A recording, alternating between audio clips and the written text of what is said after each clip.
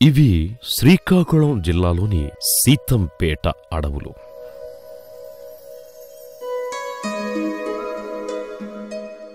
ఆకాశంలో హాయిగా ఎగిరే పక్షుల స్వేచ్ఛ, గలగలా పారే సెలయేళ్ల స్వచ్ఛత, పచ్చని చెట్లలోని నిండైన జీవం, పొడిచే పొద్దులోని ఉత్తేజం, ఈ అడవుల్లో ఉన్న ఆదిమజాతి గిరిజనుల్లో ప్రతిబింబిస్తుంది. ఎండైనా, వానైనా, రేయైనా, పగలైనా, వేటైనా, పాటైనా, ఆటైనా వీరిలో అలసట ఉండదు, ఆనందానికి అవధులుండవు.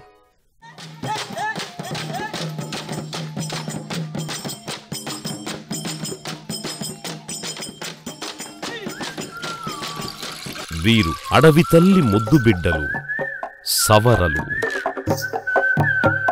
తాము తినే ప్రతి మెతుకుకు, చేసే ప్రతి పనికి పెద్దలను తలుచుకునే అరుదైన సంప్రదాయం వీరిది.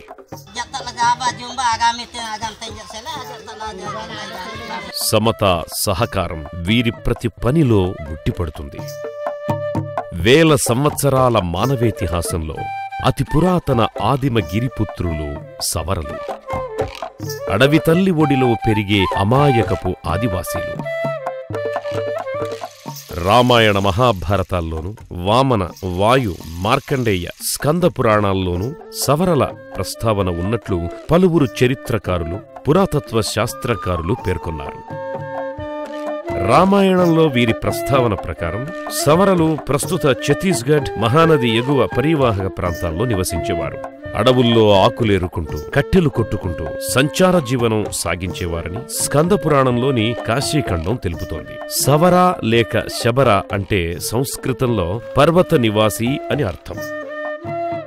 మన దేశంలోని 7 రాష్ట్రాలు ఒరిస్సా, ఆంధ్రప్రదేశ్, మధ్యప్రదేశ్, పశ్చిమ బెంగాల్, త్రిపుర, బీహార్, అస్సాం రాష్ట్రాల్లో నివసిస్తోన్న వీరి జనాభా 4.92 లక్షలు. అయితే వీరు అత్యధికంగా 4/3 మంది సవరలు కేవలం ఒరిస్సాలోని 13 జిల్లాల్లో వ్యాపించి ఉన్నారు. అందులోనూ గంజాం, కోరాపుట్ జిల్లాలో అత్యధికంగా ఉన్నారు. ఆంధ్రప్రదేశ్లోని విజయనగరం, శ్రీకాకుళం, విశాఖ జిల్లాల్లో మాత్రమే సవర జాతి గిరిజనులు కనిపిస్తారు. వీరిలో అత్యధికంగా శ్రీకాకుళం జిల్లాలో నివసిస్తున్నారు. నాగరిక ప్రపంచానికి దూరంగా వీరిది కొండలపై జీవనం. కొండే వీరి సర్వస్వం. కొండపోడు వీరికి ప్రధాన జీవనాధారం.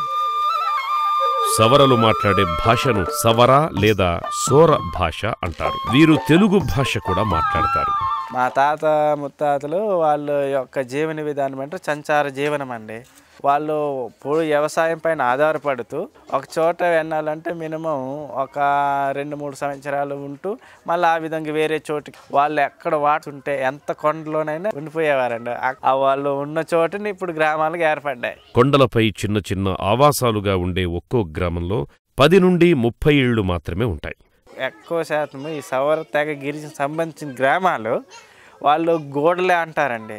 ఉదాహరణ మాది మండ అండి. మండ గోడ అంటేనే వాళ్ళకి అర్థమవుతుంది. మండ అంటే వాళ్ళు మండ ఏటో మాకు తెలియదు అనేస్తారు. ఒకళ్ళు ప్లేన్ వాళ్ళు వచ్చి అడిగిన మండగూడ, నారాయణగూడ, జగ్గడిగూడ, పోలంగూడ, జన్నోడుగూడ, పెద్దగూడ, శివుడుమాన్గూడ, దిగువ ముల్లెలగూడ, దిగువ కాకరగూడ ఇలా మొదలైన ఉంటాయి. సవరల ఇళ్ల నిర్మాణాలన్నీ ఒకే రకంగా ఉంటాయి.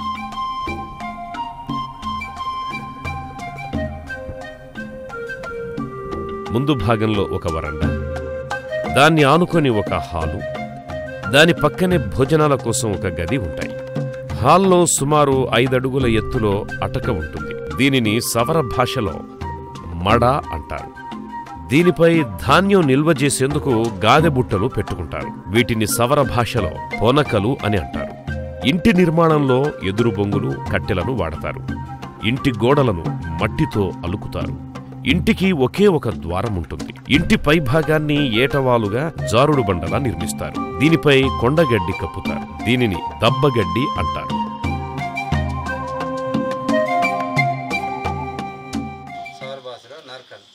అంబలు రేసిన తర్వాత దీంతోనే తోడుకుంటారు. అలాగే గంజన్నము, అలాగే చారు, చింత చారు కానీ పప్పు చారు కానీ వేసుకునేటప్పుడు వీటితోనే వేసుకునేవాడు.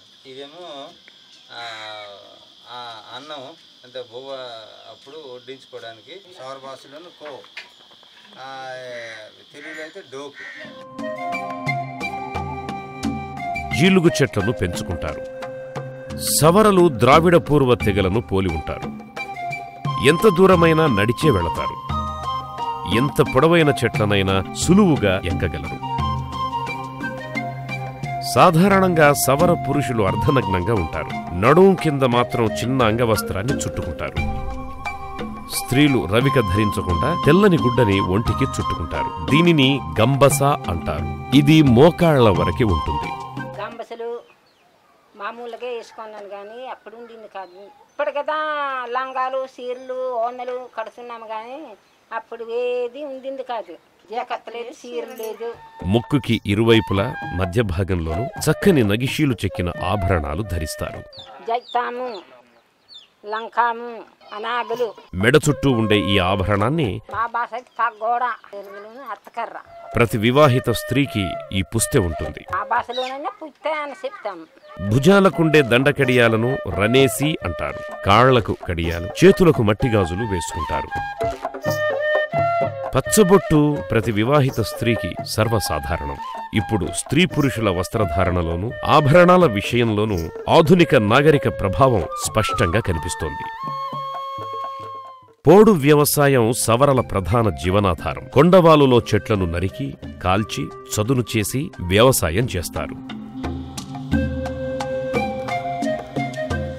మాకు వ్యవసాయం కొండ పని అంతే. అడవులను తుప్పు తీసేసి కోళ్ళు, గంతులు, జొన్నలు, కాందలు పండించుతున్నామండి. జీడి మామిడి చెట్లను కూడా ఎక్కువగా పెంచుతారు. వీటితో పాటు అనాస, అరటి, పనస చెట్లను ఎక్కువగా పెంచుతారు. అల్లం, పసుపు, మసాలా దినుసుల్ని అంతర పంటలుగా పండిస్తారు.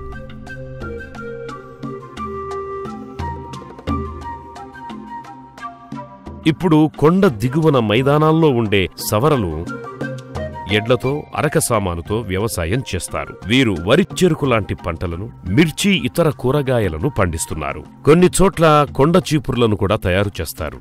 జనపనార నుంచి నులక తాడులు పేనుతారు. ఎదురుబద్దలతో బుట్టలను, తడికెలను అల్లుతారు. వీటిని వారాంతపు సంతల్లో అమ్ముకుంటారు.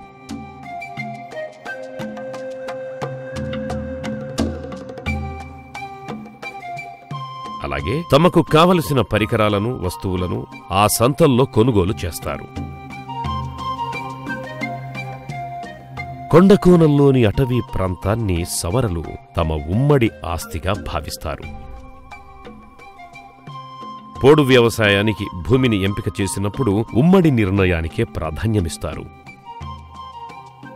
ఈ పరికరాలనే పోడు వ్యవసాయంలో వాడతారు. తుప్పల్ని కొట్టడానికి, చదును చేయడానికి వాడతారు. జిగ్గి అంటారు దీన్ని. పోడి వ్యవసాయం చేసేటప్పుడు మధ్య మధ్యలో కలుపు మొక్కలు తీయడానికి, అలాగే కందులు కట్టేస్తే నరకడానికి వాటి ఇది ఉపయోగిస్తారు. పల్లి అంటే చిన్న జిగ్గిరి, కంకిలు తీయడానికి. అలాగే కొర్రలు ఉంటాయి, ఆ కొర్రలు కంకిలు కోయడానికి ఇది ఉపయోగించేది. ఇదేమో బోరికి, కందులు విత్తనాలు వేసేటప్పుడు ఇది వాడతాము. ఇదేమో కొర్రలు జల్లిన తర్వాత ఇది దీంతో దూస్తాం. విత్తనాలు చల్లడానికి ఈ బుట్టతోనే తీసుకెళ్తారు. సవరలు ఉదయాన్నే రాగి జావ తాగి కొండపోడుకు వెళతారు. పగలంతా భార్యాభర్త, ఇతర కుటుంబ సభ్యులు కొండపోడు పనుల్లో పాల్గొంటారు. సాయంత్రం ఇంటికి వచ్చేటప్పుడు కల్లు బసకు వెళతారు. వీరికి జీలుగు కల్లు అత్యంత ప్రీతిపాత్రం.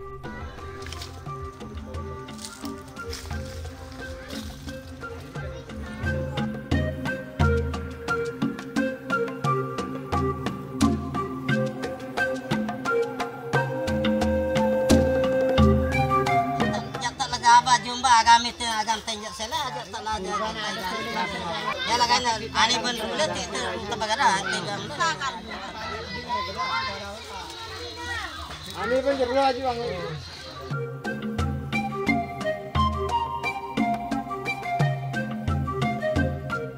Pada manjo ఐదుగురు ఆరుగురు అయితాము తాగేసి వెళ్ళిపోవడమే. విప్పసారాను వీరు ఇష్టంగా తాగుతారు. పండగలకు, పబ్బాలకు, పెళ్లిళ్లకి, పేరంటాలకు, కర్మకాండల సందర్భాలలోనూ విప్పసారాను తప్పనిసరిగా తాగుతారు. సవరలు మాంసాహారులు, అందుకే వీరికి వేట చాలా ఇష్టం. వేటకు వెళ్లే రోజున సమిష్టి నిర్ణయం తీసుకుని వేటకు వెళతారు. ఒక 5గురు సరే, 6గురైనా సరే, 10 మంది అయినా సరే, మేము డబ్బులేనోడికి ఇబ్బందిగా ఎందుకని అడిగి తిరిగితే ఈ మాసమైన దొరికితే పెట్టి కానీ లేకపోతే ఈ వస్తువులైన దొరికితే మనము కుటుంబానికి మా సకంగా తినేయడానికి అవకాశంతో మేము తిరిగితే బాగుందనేసి తిరుగుతున్నాం. కొట్ట మాసకి అంతే ఉగాది ఆ టైంకి మళ్ళీ 2 రోజులు 3 రోజులకి మేము ఎక్కడ వెళ్ళకున్నా అడవికి తిరుగుతున్నాము. తిరగాలన్న అవకాశంకి ఈ జంతువులైన దొరుకుతాయి. మేము మా తాతలు తప్పటిదాకే బాణాలు ఉండేయండి. ఆ బాణాలు మారిపోవడం వల్ల ఈ బలం ఉంది. ఈ బలంతో పొడిచేస్తే కుండలు తగిలితే ఈ చెవులు ఉండిపోతే కిందికి పడిపోతుంది. మేము వెళ్ళి వచ్చి కత్తితో పొడిచేస్తాం మళ్ళీ రెండోసారి, అప్పుడు చచ్చిపోతాయి. రాతిపూత అయితేనే దీని కత్తితో ఈ పురుగులు కానీ ఈ పాములు కానీ వస్తాయనుకో, కాలు చెట్ల దగ్గర వస్తే దీని కత్తితో నరికేసి పారేస్తాం. సేకత్తి సవర బాస్తోనైతే కొండి దవ్వ అంటారు.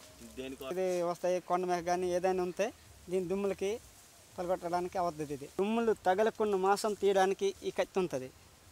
దుమ్ములు మాంసం మొత్తం తీసి పేగులు దూడడానికి కోసం ఈ కత్తి ఉంటుంది. అడవిలో బొక్కలు ఉంటాయి.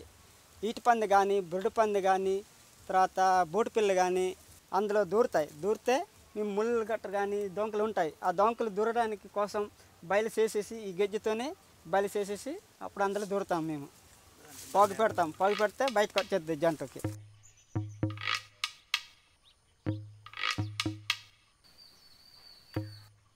వేటకు వెళ్లే ముందు పితృదేవతలను పూజించి వెళతారు. బయటికి వెళ్ళిన తర్వాత ఈ జంతువులు దొరికితే పెట్టలు కానీ ఏ వస్తాలు దొరికితే మళ్ళీ తిరిగి వచ్చేసి ఆ మాంసం వండేసి ఆకులో పెడతాం. పూజకారం చేసేసి అప్పుడు మాంసం తింటాం.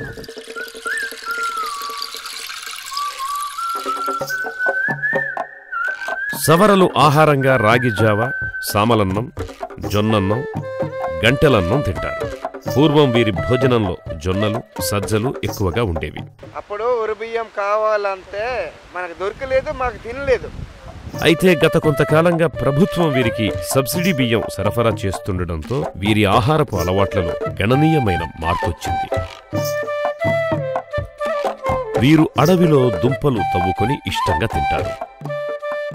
సవరలు నివసించే ప్రతి గ్రామానికి సామాజిక పాలనా వ్యవస్థ ఉంటుంది. కష్టమైన, సుఖమైన, నష్టమైన, లాభమైన, తగువులు, తంతాలు, దెబ్బలాడుకునే, కొట్లాడుకునే, మంచి అయినా సీడైనా న్యాయం చెప్పిన వాడు అసలు గ్రామం నాయకత్వం సరైన వ్యక్తి ఉంటాడు. ఒకడు చూడామరంతాము కొట్టుకున్నారో తిట్టుకున్నారో వాళ్ళిద్దరు వచ్చి ఇక్కడ దగ్గర పెట్టుకుని మాట్లాడతాము.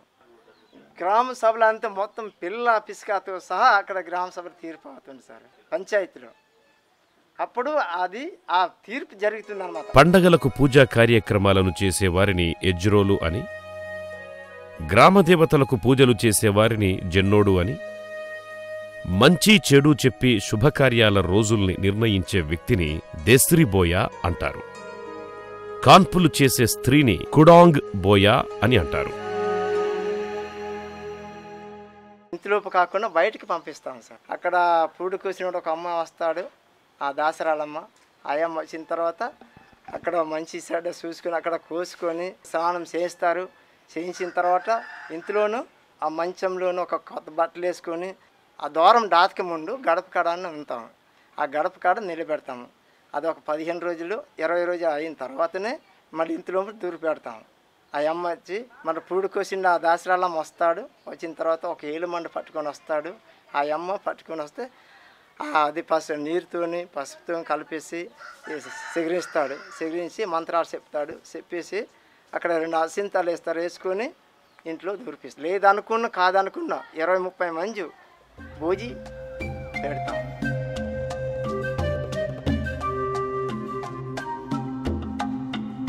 సవరలు తమ తెగల్లోని వారినే వివాహమాడతారు. సోదరీ సోదరుల పిల్లల మధ్య వివాహం నిషిద్ధం. సవరల్లో పెళ్లిళ్లు 5 రకాలుగా ఉంటాయి. అవి జంగ్ జంగ్ బోయ్, పెద్దలు కుదిర్చిన పెళ్లి; డింగ్ డింగ్ బోయ్, రాక్షస వివాహం; డుంగ్ డుంగ్ బోయ్, ప్రేమ వివాహం; తాన్నా బోయ్, సోదరుడు చనిపోతే అతని భార్యను బతికున్న మరో సోదరుడు చేసుకోవడం; తెన్గా బోయ్, అన్న సంబంధం తమ్ముడు చేసుకోవడం.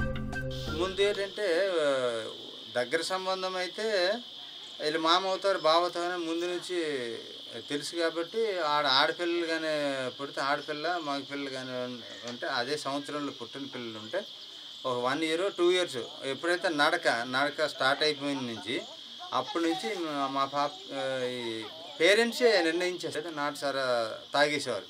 ఆ ఇంటికి అమ్మాయి ఇంటికి వెళ్ళేసి ముందు నిశ్చితార్థం ఎలాగ ఉంటుందో అలాగ తాగేస్తే నిశ్చితార్థం అయిపోయినట్టు. వాళ్ళు ఎప్పటికైనా పెద్ద అయిన తర్వాత వాళ్ళిద్దరికీ పెళ్ళిళ్ళు జరిగాయి.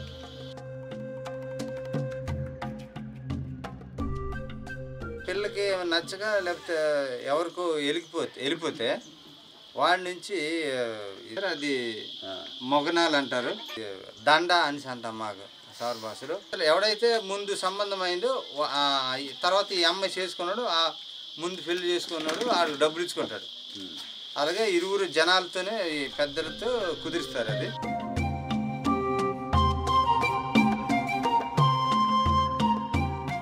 అంటే కుటుంబం ఉంటే పోడు వ్యవసాయం కానీ ఏ పనులు చేసేటప్పుడు వేగం పని అవుద్ది, తర్వాత పెద్ద విస్తీర్ణం ఎక్కువగా సాగు చేసుకోవచ్చు అనే ఉద్దేశంతో ఆ 2-3 వాళ్ళు పెళ్లి చేసుకునేవాడు. కానీ చేసుకున్నప్పుడు కానీ ఇంక పిల్లలు పుట్టకపోతే చెల్లిని కూడా చేసుకునే పరిస్థితి. భోజనాలు ఏంటంటే కంపల్సరీ ఎండిన ఎత్తల్లోనూ కొబ్బరికాయ కర్రీ అది ఉంటేనే ఇంపార్టెంట్. నాటు సారా ఎక్కువగా ఖర్చు పెట్టేవారు అప్పుడు. భోజనం అనేది జరిగేది మాత్రం అరేంజ్డ్ మ్యారేజ్ జరుగుతుంది. మామూలు పెళ్ళి అంటే మా సాంప్రదాయం ప్రకారం జరుగుతుంది. ఆ పెళ్ళి జరిగేటప్పుడు పంతులు ఎలాగైతే ఇదో దెసిరోడు అనేసి ఉంటారు, బోయ ఏరియా అంతటికి ఒకరు ఉంటారు బోయ అనేసి. గామంచ ఉండాలి ఇక్కడ, శంఖ ఇలాగా గామంచతో కట్టుకొని శంఖ మీద బియ్యము కంపల్సరీ పెళ్లి కూతురికి చేయిస్తారు. తర్వాత తలపాగా పెట్టిస్తారు ఎవరికి పెళ్ళికొడుకి. పెళ్ళి ఒక చెట్టు దగ్గర జరుగుతుంది. ఆ చెట్టు దగ్గర ఇవన్నీ కార్యక్రమాలన్నీ జరుగుతాయి. నాంగళ్ళు, పూజ, డ్రావంగా అంటాము సౌర భాషలో. అది పెట్టేసి దసరోడు అనమాట వీళ్ళిద్దరు పెళ్లి చేస్తారు. పెళ్లి చేసేటప్పుడు మాకు ఇది మేన మీద తాళ్ళు కట్టడాలు ఏంటి ఉండేది కదా. పూజ దీని దగ్గర ఇచ్చేస్తారు, ఇద్దరికి మూడేస్తారు. తర్వాత ఆ నాగలి చుట్టూ తిప్పిస్తారు. ఎవరికి ఎంత నచ్చితే అంత గాజులు కింద ఇస్తారు. గాజులు ఖర్చు కలిసి ఆ పెళ్లి కూతురు కానీ ఇస్తారు. వీళ్ళు ఇంటికి తీసుకొస్తారు. ఆ పెళ్ళిళ్ళు టైంలో గొప్ప సందడిగా జరుపుకోవడం అనేది జరిగింది. అలాంటి పెళ్ళి ఒకటైనా జరిగేది. అప్పుడు ఇది అయిపోయి కనీసం 5 సంవత్సరాలు అయిందండి. ఆ పద్ధతి అంతా పోయింది. ఆచారాలను సంప్రదాయాలను వీరు ఖచ్చితంగా పాటిస్తారు. సాంఘిక వ్యవస్థ మొత్తం ఈ విశ్వాసాలపైనే ఆధారపడి ఉంటుంది. సవరలు మంత్రతంత్రాలను ఆశ్రయిస్తారు. దెయ్యాలు, భూతాలను నమ్ముతారు. తమను చల్లంగా చూడాలని పెద్దలను, పేరంటాళ్లను ప్రార్థించడం వీరికి ఆనవాయితీ.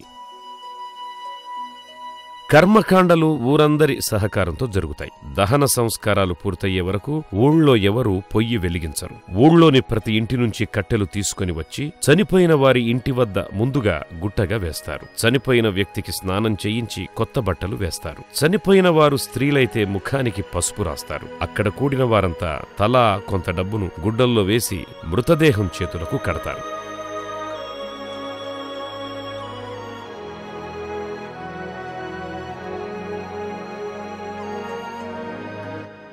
శవాన్ని మోసిన వారు మృతదేహం చేతులకు ఊరిజనం కట్టిన డబ్బుల్ని తీసుకుంటారు. ఆ వ్యక్తులే కాష్టం చుట్టూ తిరిగి కాష్టానికి నిప్పు పెడతారు. శ్మశానంలోనే ఊళ్ళోని వారంతా చందా వేసుకుని సారా తాగుతారు. 3వ రోజు వచ్చి చితాభస్మం పోగు చేసి ఆ కుటుంబంలో గతంలో మృతి చెందిన వారి చితాభస్మం పూడ్చిన చోట మరో గొయ్యి తవ్వి పాతిపెడతారు. దానిపై గుర్తుగా ఒక రాతిని పాతుతారు. కుటుంబంలో చనిపోయిన వారికి స్మారకంగా ఆ రాళ్ల పక్కనే ఒక కర్ర స్తూపం ఉంటుంది. కుటుంబంలోని వ్యక్తి చనిపోయినప్పుడు గుర్తుగా ఆ కర్ర స్తూపంపై చెక్కుతారు. ఈ స్తూపాన్ని చూసి ఆ కుటుంబంలో ఎంతమంది ఇంతవరకు మృతి చెందారో గుర్తించవచ్చు.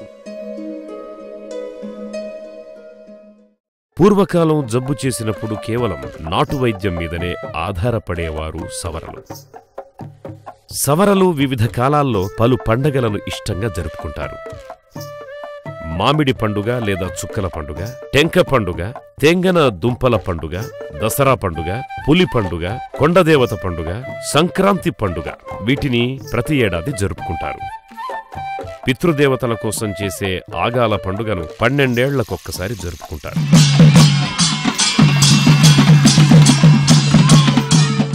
మామిడి పండుగ జరిపేంత వరకు మామిడికాయలు ఎవ్వరూ తినరు. వాటికి పూజ చేసి పెద్దలకు పెట్టిన తరువాత మాత్రమే మామిడి పళ్లను తింటారు. ఈ పండగకు ముందు 3 రోజులు ఉపవాసముండి ఇద్దరు చిత్రకారులు సవర జీవన శైలిని ప్రతిబింబించేటట్టు గోడలపై చిత్రాలను గీస్తారు. అడవి జంతువులు, పక్షుల బొమ్మలు, వేటకు వెళ్లినప్పుడు వారికి కలిగిన అనుభవాలు కూడా చిత్రకళలో దర్శనమిస్తాయి. యజ్రోలు వచ్చి ఈ చిత్రపటం దగ్గర పెద్దలకు పేరంటాళ్లకు నైవేద్యం పెట్టి పూజా కార్యక్రమాన్ని నిర్వహిస్తారు.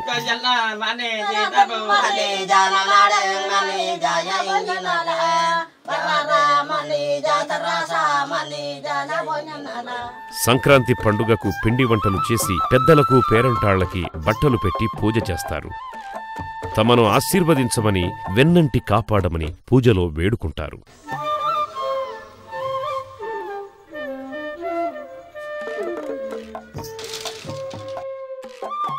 Tahu gam dong dong gam badar gam buda gam bu mangai uang di babung zaman monjong gam suku gam na mangai laki gam sombaya gam ji uang di babung ji agam gomagai uang di babung ji దేనికి పూజ చేస్తామంటే మనకి పెద్దలు మా పేరంతాలు మన కొండవతలు కొండైవాళ్ళు కాబట్టి మనకి కాపాడించాలి అనేసి ఓడపడుతున్నాము.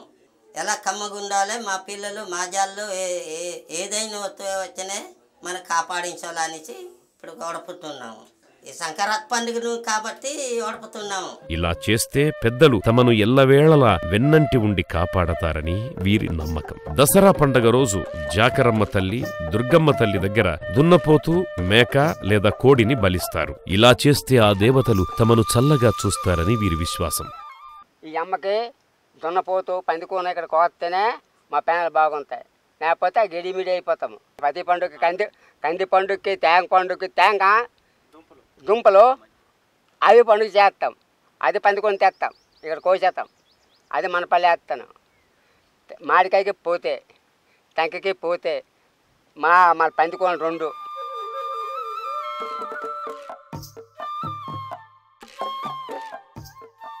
అంతవరకు లిపిలేని సవర భాషకు లిపిని కనిపెట్టారు ఎస్పి మంగై గొమాంగో. పలికే పదాలు లేదా వాళ్ళు చేసే జీవన విధానంలో నుంచి మాకు ఒక్కొక్క దేవతలుగా వెలిసాయి. అదే మాకు 24 అక్షరాలుగా వెలిసాయని మా ఎస్పి మంగై గొమంగో ద్వారా మాకు తెలియజేస్తారు. ఇట్లాగా 24 అక్షరాల్లోని ఇప్పుడు సా అనే అక్షరం ఉంది. ఈ సా అంటే సొండాంశం, అంటే రాట దేవత. అంటే ఇల్లుకు ముందు, నిర్మాణానికి ముందు ఒక రాటతో ఆ మొత్తం ఇల్లు నిర్మాణం జరిగేది కాబట్టి ఆ విధంగా అక్కడ స్టార్ట్ అయింది. అలాగే తా అంటే తంగవర్సం, అంటే దారి చూపించే దేవతని. అలాగే బా అనే అక్షరానికి బాబూసం, అంటే ఇంటి ఇష్టదేవతని. చా అంటే చండీసం, అంటే పొలిమేర దేవతని. ఏ అంటే ఎల్డాసం, అంటే కొండ దేవత. అట్లాగే ఈ అంటే ఈడైసం, అంటే పితృదేవతలు. ఊ అనే అక్షరం మీద ఓయుంసం, అంటే సూర్యుడు. ఓ అంటే ఓనల్సం, అంటే ఇంటి దగ్గర రోలు ఉంటుంది, అది అక్కడ కూడా నైవేద్యం ఇచ్చేవారు. అలా అక్కడ ఓనల్సం అని. అలాగే ఐ అంటే ఐమంగడాసం, అన్ని దేవతలు కలిసి ఒక దగ్గర పూజించేవారు, దాన్ని ఐమంగడాసం. ఇలాగా 24 అక్షరాలు కూడా 24 దేవతలుగా మేము ఈరోజు అక్షర బ్రహ్మలో పూజలు చేస్తున్నాం. ఇది వరకు మా సౌర భాషలో అక్షరాలు లేవండి. 1936 జూన్ 18వ తేదీ నుంచి మాకు ఎస్పి మంగై గొమంగ్ గారు ఈ అక్షరాల్ని మాకు కనిపెట్టి, అంటే అతను ద్వారా మాకు లభించడం జరిగింది. ఆ రోజు నుంచి ఈ రోజు వరకు కూడా చాలా గ్రామాలు మేము ఈ అక్షరాలని ఆరాధిస్తూ, ముఖ్యంగా మాలో ఉన్నటువంటి ఏదైతే చెడు అంటే చాలా కానీ లేకపోతే జంతు బలి కానీ ఇలాంటి చాలా మూఢనమ్మకాలు అన్నీ పోయి పళ్ళు ఫలాలు కొబ్బరికాయలు వీటితోనే మేము పూజ చేస్తున్నాం. సవరల్లో అనాదిగా వస్తున్న మూఢనమ్మకాల్ని, జంతుబలుల ఆచారాన్ని, మద్యపాన వ్యసనాన్ని మాన్పించేందుకు సంఘ సంస్కరణకు పూనుకున్నాడు. అందుకు అక్షర బ్రహ్మ గుడులు ఇప్పుడు గ్రామ గ్రామాన వెలుస్తున్నాయి. గర్భగుడిలో ఓంకార రూపంలో అక్షరాలను రూపొందించి దానిపై గోళాకారంలో కప్పును ఏర్పాటు చేస్తారు. ఈ అక్షరాలనే అక్షర బ్రహ్మ విశ్వాసులు పూజిస్తారు.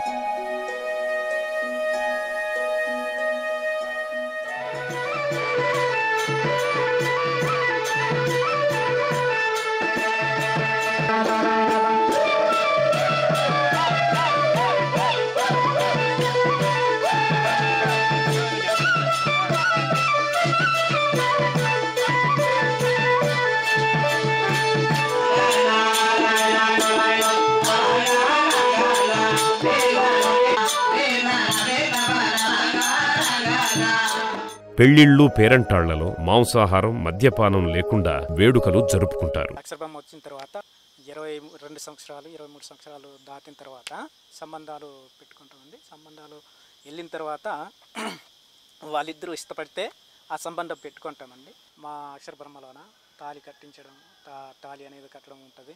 తర్వాత టైం ప్రకారంగా ఆ టైం పెద్ద గురువు గారు అంటే మడిర్ ఆ పూజారి నిర్ణయిస్తారండి. ఓం నమః పకజన్ గలమేతి గలమేతి గలమేతి ఓం నమః పకజన్ మరమేతి మరమేతి మరణి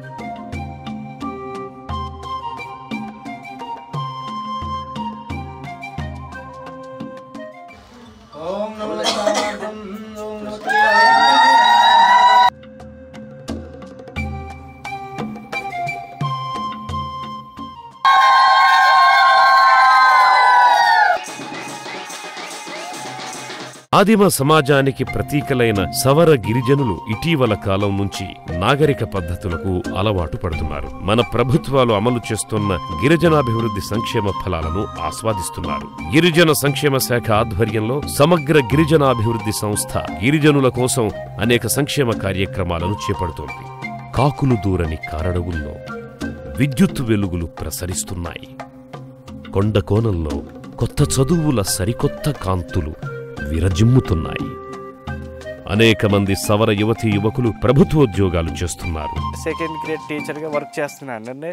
ఇంతవరకు రావడానికి రీజన్ ఏంటంటే కొంత మాకు ఈ రాష్ట్ర ప్రభుత్వం కానివ్వండి, కేంద్ర ప్రభుత్వం కానివ్వండి, కొంత మమ్మల్ని కొంత ఐడెంటిఫై చేసి మా ట్రైబల్ తరపునను ఎడ్యుకేషన్ పరంగాను కొంత కేర్గా చూడబట్టి యాజ్ ఎ టీచర్గా చేస్తున్నారు ప్రజెంట్ వరకు. మా ట్రైబల్లోనూ చూసుకుంటే చదువుకునే వాళ్ళు ఒక 100%లోనూ 1 మెంబర్ కూడా దొరకడం కష్టమైందండి. నందమూరి తారక రామారావు వచ్చిన తర్వాత ఎప్పుడైతే ఈ ఐటీడీ స్థాపించాడో ఈ ఐటీడీ ద్వారా వాళ్ళని ఐడెంటిఫై చేయడం మరీ దగ్గరుండి అతను చేయబట్టి ఈ విధంగా గిరిజన జీవన ఆధారం ఏంటనేది కొంత వెలుగులోకి వచ్చిందండి. రక్షిత మంచినీటి సరఫరా, సాగునీటి సౌకర్యం, కొండలపైకి సిమెంటు రోడ్లు రావడం సవరల కష్టాల్ని చాలా వరకు తీరుస్తున్నాయి. అనేక సంక్షేమ అభివృద్ధి కార్యక్రమాలు సవరల జీవితాల్లో విప్లవాత్మకమైన మార్పులు తీసుకొస్తున్నాయి. కొత్త వెలుగుల్లో సరికొత్త ప్రయాణం ప్రారంభమయ్యింది.